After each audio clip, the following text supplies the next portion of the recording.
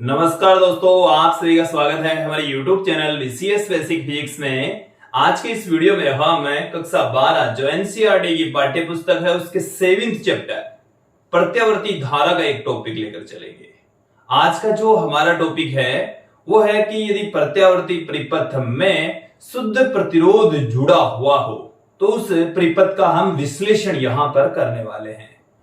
देखिए, इस वीडियो में हम देखेंगे कि जब प्रत्यावर्ती परिपथ में प्रतिरोध जुड़ा होता है तब प्रत्यावर्ती धारा का शिखर मान कितना होगा, तात्क्षणिक मान कितना होगा, प्रत्यावर्ती धारा और वोल्टता के मध्य कलांतर क्या होगा। साथ में हम देखेंगे प्रत्यावर्ती धारा और वोल्टता का ग्राफ निरूपण, फेजर ग्राफ भी यहां पर देखेंगे और शक्ति क्षय का थोड़ा सा पार्ट यहां पर हम देखने वाले हैं। तो विद्यार्थियों, काफी इंपोर्टेंट वीडियो है, काफी महत्वपूर्ण वीडियो है। शुरू से लेकर अंत तक इस वीडियो को आप लोग समझ लीजिए ताकि आपको आगे की जो वीडियोज हैं वो भी अच्छे से समझ में आ सके। सिमिलर इसी तरीके से ही मैं आगे की जो परिपथ है उनका भी अध्ययन करने वाले हैं। तो सबसे पहले हम पॉइंट टू पॉइंट चलेंगे। यहां पर प्रत्येक चीज को आपको क्लियर करके चलना है, समझते हुए चलना है। क्लियर? अब देखिए, आज का जो हमारा टॉपिक है कि जब प्रत्यावर्ती परिपथ में शुद्ध प्रतिरोध जुड़ा हुआ हो, मतलब केवल और केवल प्रतिरोध जब लगा होता है तो उस स्थिति में उस पूरे परिपथ का हम विश्लेषण करेंगे।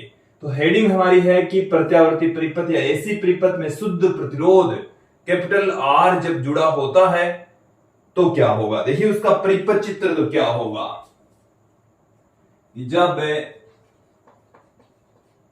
ऐसी परिपथ में शुद्ध प्रतिरोध लगा होता है तब परिपथ चित्र इस प्रकार का होगा। एक इसमें प्रतिरोध लिया जाएगा।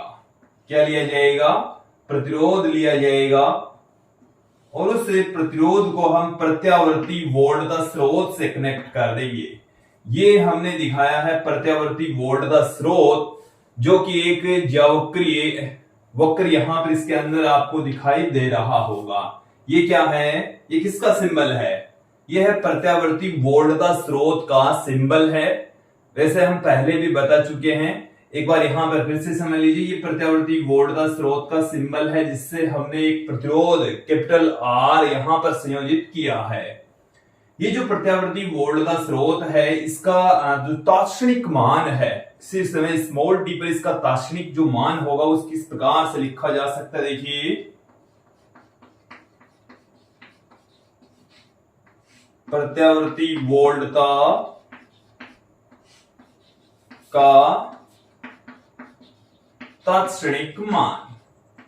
हम यहां पर लंबी चौड़ी थ्योरी पुट नहीं कर रहे हैं, समझते हुए आप लोगों को बता रहे हैं कि यदि ये प्रत्यावर्ती वोल्टता स्रोत है तो इसके तात्क्षणिक मान को किस प्रकार से लिखा जा सकता है। V = Vm sin omega t से हम प्रत्यावर्ती वोल्टता के तात्क्षणिक मान को पुट करते हैं, जहां पर Vm है उस प्रत्यावर्ती वोल्टता का शिखर मान, ओमेगा t है उसका कला कोण, ओमेगा उसकी कोणीय आवर्ती और किसी समय t पर हम देख रहे हैं। क्लियर? तो यहां पर समीकरण 1 आप लोगों को अच्छे से समझ में आ जानी चाहिए। अब हम एक एक करके सभी बिंदुओं का यहां पर अध्ययन करने वाले हैं। सबसे पहले तो आप लोगों को परिपथ समझ लेना है किसने कि ये वोल्टता स्रोत जुड़ा है जिसका मान इस तरीके से होगा, Vm sin ओमेगा t के रूप में होगा और इससे हमने एक रेजिस्टेंस कैपिटल R यहां पर संयोजित कर रखा है। ये तो है परिपथ।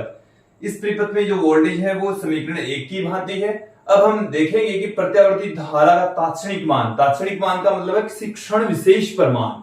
तो किसी क्षण विशेष पर प्रत्यावर्ती धारा का जो मान होगा वो कितना होगा, प्रत्यावर्ती धारा का शिखर मान है वो कितना होगा। अब हम सबसे पहले इसमें ए बिंदु प्रत्यावर्ती धारा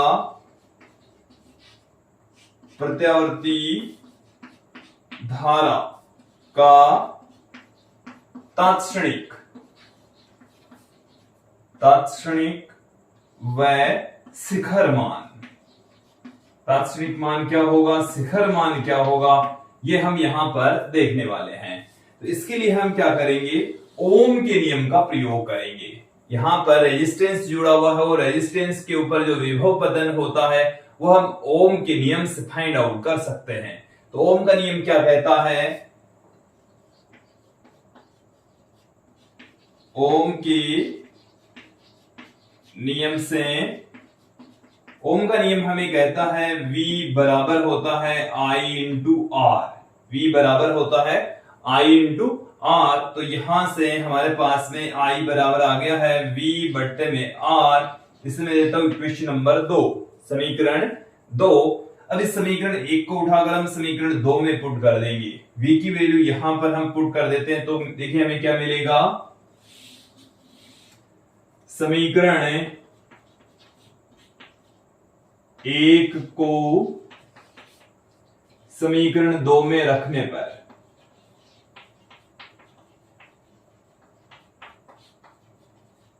समीकरण 1 को हम किस में पुट कर देंगे? 2 में पुट कर देंगे। तो देखिए हमें क्या मिलेगा। I बराबर V की वैल्यू है Vm साइन ओमेगा टी, तो ये है Vm साइन ओमेगा टी बट्टे में R, बट्टे में R। ये R यहां पर पढ़ाई है, इसे हम लिख देते हैं I बराबर Im साइन ओमेगा टी। और विद्यार्थियों ये जो वैल्यू हमें मिली है इसे हम कहते हैं प्रत्यावर्ती धारा का तात्क्षणिक मान। प्रत्यावर्ती धारा का ये क्या है? तात्क्षणिक मान है। ये प्रत्यावर्ती धारा का तात्क्षणिक मान कहलाता है। प्रत्यावर्ती धारा का तात्क्षणिक मान है ये। क्लियर? अब देखिए जहां ये जो Im हमने किसको लिखा है, Vm अपॉन में R के स्थान पर हमने Im लिखा है। ये जो Im है वो है प्रत्यावर्ती धारा का शिखर मान, अधिकतम मान होता है। Im का मतलब क्या है? Vm बट्टे में R, और ये जो Vm बट्टे में R जिसे हमने Im लिखा है ये कहलाता है प्रत्यावर्ती धारा का शिखर मान कहलाता है। प्रत्यावर्ती धारा का ये क्या है? शिखर मान है, अधिकतम मान होता है। तो यहां तक आप लोगों को समझ में आ जाना चाहिए। पहला बिंदु हमने देखा कि प्रत्यावर्ती धारा का तात्क्षणिक मान और शिखर मान क्या क्या होते हैं। यहां तक आप लोगों को समझ में आ जाना चाहिए। बी पार्ट में हम देखेंगे कि प्रत्यावर्ती वोल्टता और धारा के मध्य कलांतर। एक बार फिर से सुन लीजिए, बी पार्ट क्या है? प्रत्यावर्ती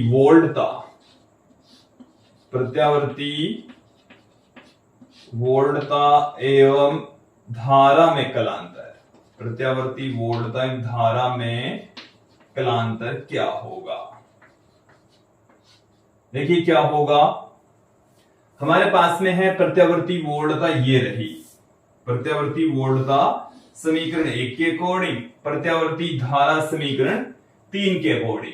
इन समीकरण 1 से हम प्रत्यावर्ती वोल्टता का कलाकोण यदि देखें तो ये इसका कलाकोण है ओमेगा टी, इसका कलाकोण ये है ओमेगा टी। देखिए कलाकोण साइन का जो एंगल है वो ये है इसका कलाकोण, और दोनों के कलाकोणों का जो अंतर है उसी को ही हम कहेंगे कलांतर। तो धारा और वोल्टता के कलाकोणों का जो अंतर है उसी को ही हम क्या कहेंगे? कलांतर कहेंगे। क्या कहा जाएगा? कलांतर कहा जाएगा। तो यहां पर आप देखिए सबसे पहले हम बात करें कि प्रत्यावर्ती वोल्टता का कलाकोण, प्रत्यावर्ती वोल्टता का कलाकोण, वोल्टता का कलाकोण, प्रत्यावर्ती वोल्टता का जो कलाकोण है वो हमें दे रखा है ओमेगा टी। क्या दे रखा है? ओमेगा टी दे रखा है। क्लियर? इसी प्रकार से हम बात करें प्रत्यावर्ती धारा,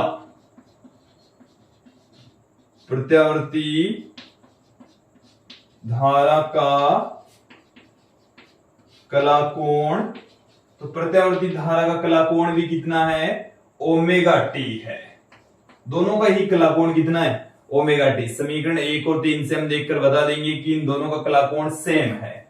तो प्रत्यावर्ती वोल्टता और धारा में कलांतर, देखो वोल्टता वाला कलांतर हम पहले लिख रहे हैं और धारा का कलांतर बाद में लिख रहे हैं। हालांकि यहां पर कोई डिफरेंस, कोई इफेक्ट नहीं पड़ेगा, क्योंकि दोनों का ही जो कला कोण है वो ओमेगा टी है। तो omega T minus omega T, दोनों का कला कोण लिख दिए हमने, डिफरेंस कर लिया तो वो 0 आ गया।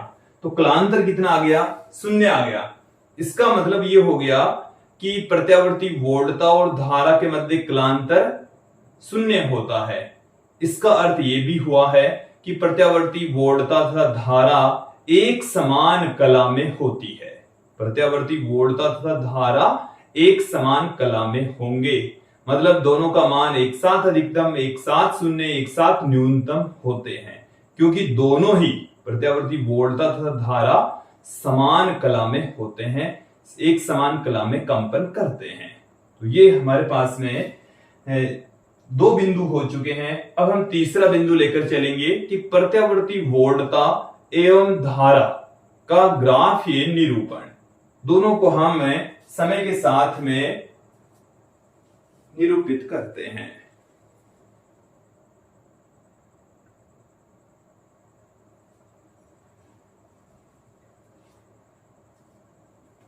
इसका तीसरा पार्ट अब हम लेकर चलते हैं।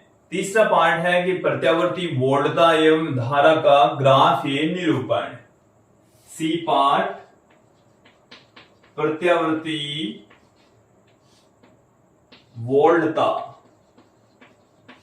एवं धारा का ग्राफीय निरूपण।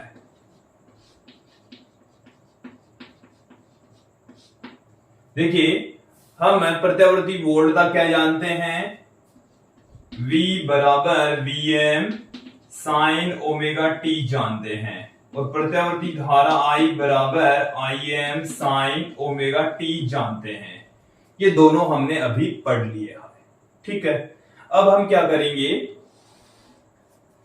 इन दोनों का ग्राफ यहां पर खींचने वाले हैं, समय t और I के बीच में और t और v के बीच में, मतलब समय का वोल्टता और धारा के साथ में ग्राफीय निरूपण हम देखने वाले हैं।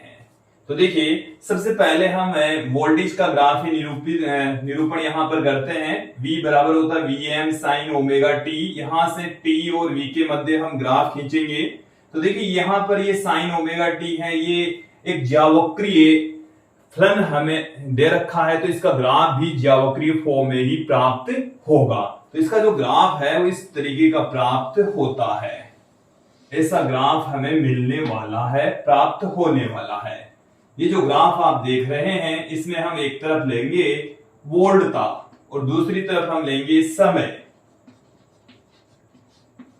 देखिए, ये जो ग्राफ मैंने यहां पर दिखाया है, ये है वोल्टेज के लिए, और इससे वोल्टेज का मान समय के साथ में इस तरीके से बदलता है, इस तरीके से चेंज होता है, परिवर्तित होता है। जो समय है वो यहां पर तो है 0, फिर यहां पर जो समय है वो है t/4, यहां पर जो समय है वो है t/2, और यहां पर जो समय है वो है 3t/4, और यहां पर जो समय है वो है t। तो हमने एक आवर्तकाल को 4 भागों में तोड़ दिया है, 0 से t/4, t/4 से t/2, t/2 से 3t/4 और 3t/4 से t तक हमने 4 हिस्सों में इसको तोड़ दिया है। तो इस टाइप का जो वक्र है, ग्राफ है, वो हमें प्राप्त होगा। अब यदि हम बात करें I बराबर Im साइन ओमेगा टी का ग्राफ है की, तो यहां पर सिमिलर तरीके से ग्राफ प्राप्त होगा, और केवल इसमें ये जो Im होता है वो हम जानते हैं कि Vm के अंदर R का भाग लगाने पर प्राप्त होगा। अब जैसे Vm का मान यहां पर Vm है, इससे प्रत्यावर्ती वोल्टता का शिखर मान, अधिकतम मान, इसकी जो वैल्यू होगी वो यहां पर है Vm के बराबर। किसके इक्वल है? Vm के इक्वल है। तो यहां पर अब प्रत्यावर्ती धारा का यदि हम ग्राफ यहां पर खींचे, तो देखिए सिमिलर तरीके से ग्राफ प्राप्त होगा, इसी टाइप का ग्राफ मिलने वाला है। दोनों का मान एक साथ अधिकतम होता है, एक साथ 0 होता है, एक साथ न्यूनतम होता है। दोनों का कलाकोण समान होने के कारण से एक साथ अधिकतम, एक साथ न्यूनतम, एक साथ शून्य होते हैं। क्लियर? यदि इसके शिखर मान की बात करें, यहां पर हम इसका शिखर मान हमें मिलेगा Im, क्या मिलने वाला है? Im हमें मिलने वाला है। ये समझ में आ गया? तो विद्यार्थियों ये था हमारा तीसरा बिंदु, प्रत्यावर्ती वोल्टता और प्रत्यावर्ती धारा का समय के साथ में ग्राफीय निरूपण। समय के साथ में ग्राफीय निरूपण हमने यहां पर देख लिया है। अब यहां पर हम अगले बिंदु की ओर बढ़ते हैं, इनके फेजर ग्राफ की बात करते हैं। अर्थात फेजर ग्राफ होता है प्रत्यावर्ती वोल्टता तथा धारा का सदिश निरूपण। सदिश के रूप में व्यक्त करने का जो तरीका होता है उसको हम फेजर ग्राफ कहते हैं। डी बिंदु देखिए, फेजर, इसको हम सिर्फ फेजर भी कह देते हैं या फेजर ग्राफ भी इसे कहा जा सकता है।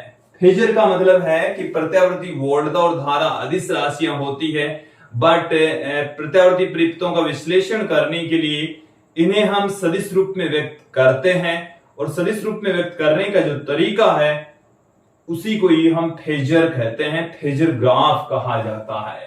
देखिए फेजर ग्राफ, यहां पर ये हमारे पास में है प्रत्यावर्ती वोल्टता V बराबर Vm sin ओमेगा टी। इसमें ओमेगा टी इसका कला कोण और Vm इसका शिखर मान होता है, अधिकतम मान होता है। तो ये मैं यहां पर Vm मान का एक रेखाखंड ले रहा हूं और इसको अक्ष एक्सिस के साथ से ओमेगा टी कोण पर घुमा रहा हूं। कितने कोण पर घुमाना है इसे? ओमेगा टी कोण पर। और यहां से लेकर यहां तक की जो लेंथ है वो है Vm के बराबर। यदि यहां से इसके ऊपर यदि हम लंब डाल दें, ये जो लंब जिस बिंदु पर प्रतिच्छेद करता है इसकी जो लंबाई है y एक्सिस की, वो इसके तात्क्षणिक मान को बताएगी। इसको बताने वाली है, तात्क्षणिक मान को रिप्रेजेंट करेगी, तात्क्षणिक मान को प्रदर्शित करेगी। क्लियर? इसी प्रकार से यदि हम धारा की बात करें तो I बराबर Im sin ओमेगा टी, इसका कला कोण ओमेगा टी है, इसका शिखर मान Im है। तो इसके लिए जो फेजर के रूप में इसे हम व्यक्त करेंगे तो देखिए दोनों का कला कोण समान, इसका भी ओमेगा टी है, इसका भी ओमेगा टी है, दोनों का कला कोण क्या है? समान है। इसका अधिकतम मान है Vm, तो इसका अधिकतम मान होता है Im। इसका अधिकतम मान क्या होगा? Im होगा। और इस तरीके से हम इनका फेजर ग्राफ खींचते हैं। तो यहां पर प्रत्यावर्ती वोल्टता धारा एक समान कला में होती है ओमेगा टी कोण पर। इसका शिखर मान Vm, इसका शिखर मान Im, इसका तात्क्षणिक मान यहां पर लंब डाल दी, जो वैल्यू मिलेगी V, ये इसका तात्क्षणिक मान होता है। इसके ऊपर लंब डालेंगे, ये जो मान है वो प्रत्यावर्ती धारा के तात्क्षणिक मान को रिप्रेजेंट करेगा। क्लियर?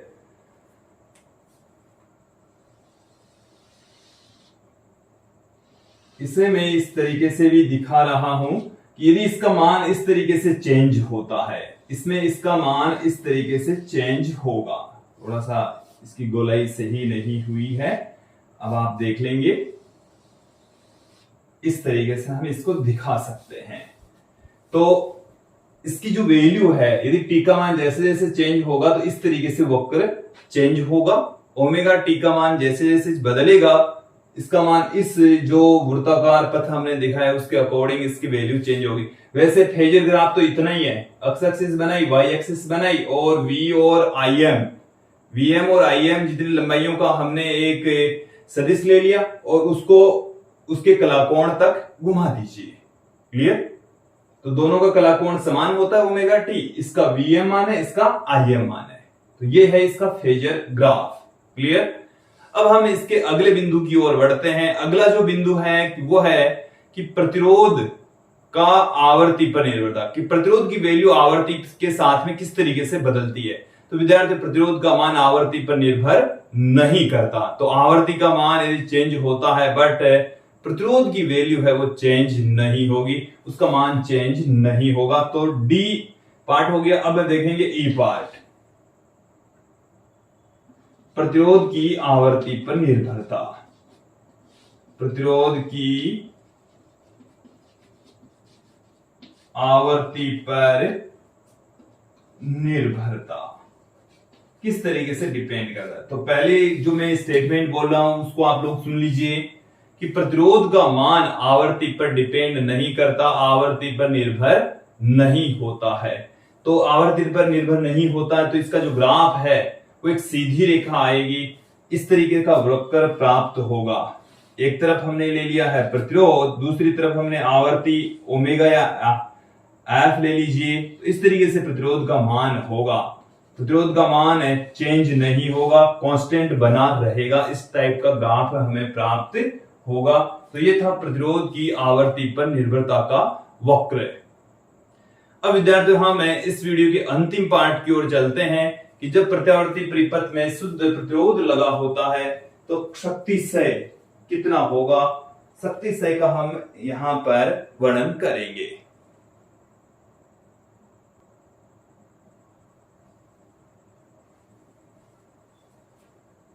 इस वीडियो का अंतिम पार्ट, F1 पार्ट हम अब यहां पर देखने वाले हैं कि जब प्रत्यावर्ती परिपथ में शुद्ध प्रतिरोध लगा होता है तो परिपथ में शक्ति क्षय कितनी होती है।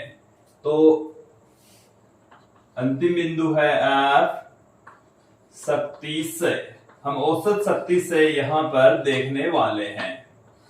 विद्यार्थियों हमने यहां पर इस वीडियो में क्या क्या देख लिया है, प्रत्यावर्ती वोल्टता हमने देख ली है कि जो प्रत्यावर्ती वोल्टता है उसका तात्क्षणिक मान क्या होता है, प्रत्यावर्ती वोल्टता जिसका तात्क्षणिक मान होता है V बराबर Vm sine omega T. Clear, ये हमने पढ़ लिया। हमने इसके साथ में क्या पढ़ा, प्रत्यावर्ती धारा। तो प्रत्यावर्ती धारा I बराबर होता है Im साइन ओमेगा टी। ये दोनों हमने देख लिए हैं। अब देखिए तो प्रत्यावर्ती शक्ति क्या होगी, शक्ति का फॉर्मूला हम जानते हैं, P बराबर होता है V इंटू आई। विद्यार्थी ये फॉर्मूला भी हम पीछे की चैप्टर्स में पढ़ चुके हैं। शक्ति P बराबर होता है V इंटू आई, जहां V विभवांतर I धारा होती है। तो दोनों की वैल्यू पुट कर दीजिए। P बराबर V का मान कितना है, Vm sine omega T, I का मान है Im साइन ओमेगा टी। तो यहां से P बराबर हमें मिल चुका है Vm Im sign square omega T. ये हमारे पास में शक्ति की वैल्यू आ चुकी है। अब हम देखेंगे औसत शक्ति क्षय। औसत इसका मान ज्ञात कर लेंगे कैसे, औसत शक्ति क्षय। औसत शक्ति क्षय को हम बार लगाकर प्रदर्शित करेंगे। औसत ले लिया हमने, औसत लेने का तरीका हमने धारा का औसत मान भी निकाला था, वर्ग माध्य मूल मान भी निकाला था। उसी फॉर्मूले का प्रयोग करते हुए हम औसत मान निकालेंगे। बट यहाँ पर हम उतना लंबा चौड़ा काम नहीं करने वाले हैं, मैं सीधा ही आप लोगों को समझाने वाला हूं कि औसत मान किस तरीके से हम लिखेंगे। तो हमारे पास में जो शक्ति है वो है Vm Im sign square omega T, और ये लीजिए इसका औसत मान। मैंने इसके पूरे पर ही बार लगा दिया। Vm है वोल्टता का अधिकतम मान होता है, Im धारा का अधिकतम मान होता है, तो इनका जो औसत मान है सिमिलर यही रहने वाला है Vm Im। हमें इसका औसत मान चाहिए, साइन स्क्वायर ओमेगा टी का औसत मान हमें चाहिए। विद्यार्थियों प्रत्यावर्ती धारा का वर्ग माध्य मूल मान जब भी हमने ज्ञात किया था तो हमने पहले प्रत्यावर्ती धारा का वर्ग किया, और वर्ग करते ही हमें Im square sine square omega t मिल गया था। उस साइन स्क्वायर ओमेगा टी का जो औसत मान आया था वो 1/2 प्राप्त हुआ था। क्या प्राप्त हुआ था, 1/2 इसका औसत मान होता है। तो साइन स्क्वायर ओमेगा टी का जो औसत मान होता है वो 1/2 होता है। आप इसको सूत्र के जरिए भी फाइंड आउट कर सकते हैं। वैसे प्रत्यावर्ती धारा का वर्ग माध्य मूल मान जब भी हमने ज्ञात किया है, पीछे की जो वीडियोज है उसमें आपने देखा भी होगा, वहां पर हमने इसको पूरे डिटेल से फाइंड आउट किया है, तो वहां पर आप लोग इसे समझ सकते हैं। क्लियर, देखिए यहां पर यदि मैं 1/2 पुट कर देता हूं तो हमें क्या मिल जाएगा, Vm इंटू Im बट्टे में 2, और इसे हम क्या लिख सकते हैं, Vm बट्टे में √2 Im बट्टे में अंडर 2 और Vm बट्टा अंडर 2 ये होता है Vrms। ये क्या होता है? तो P बार बराबर ये है Vrms और ये है Irms। ये हमारे पास में आ चुका है औसत शक्ति का फॉर्मूला, जिसे हम आभासी शक्ति भी कहते हैं। Vrms तो क्या होता है? ये होता है Vm बट्टे में अंडर 2। Irms क्या होता है? Im बट्टे में अंडर 2। Irms और Vrms हमने यहां पर पुट कर दिए हैं, तो ये हमारे पास में औसत शक्ति सही का फॉर्मूला आ चुका है। P बार बराबर Vrms इंटू Irms। तो विद्यार्थियों, ये था आज का हमारा वीडियो, जिसमें आपने देखा कि किस तरीके से जो प्रत्यावर्ती परिपथ है उसमें प्रतिरोध जब जुड़ा होता है तो उससे संबंधित संपूर्ण जो बातें हैं वो हमने इस वीडियो में देखी है। आज की इस वीडियो में इतना ही। धन्यवाद दोस्तों।